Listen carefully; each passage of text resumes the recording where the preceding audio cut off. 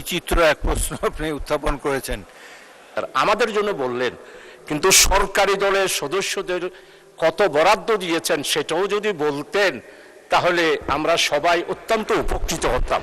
মির্জা ফখরুল ইসলাম আলমগীর মহোদয়, মাননীয় সংসদ সদস্য মন্ত্রী, উনি 300 বিধিতে একটা বিবৃতি দিয়েছেন।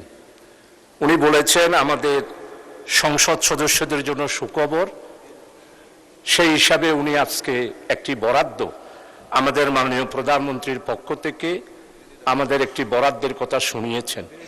আমরা সত্যিই খুশি হয়েছি, ওনাকে ধন্যবাদ জানাচ্ছি, মাননীয় প্রধানমন্ত্রীকে ধন্যবাদ জানাচ্ছি।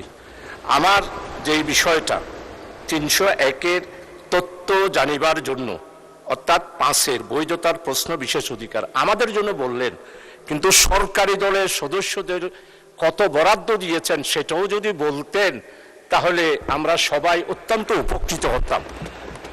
আমাদেরকে জানালেন, সরকারি দলের যারা আছে এদের জানালেন না, এটা জানালেই আমরা বেশি খুশি হতাম। আপনাকে ধন্যবাদ মাননীয় স্পিকার। মাননীয় সদস্য, বিচিত্র এক প্রশ্ন আপনি উত্থাপন করেছেন। 300 বিধিতে বক্তব্য রাখার পর এটি নিয়ে কোনো আলোচনা সংসদে অ্যাকসেপ্টেবল না, সুতরাং পয়েন্ট অফ অর্ডারটি গৃহীত হলো না।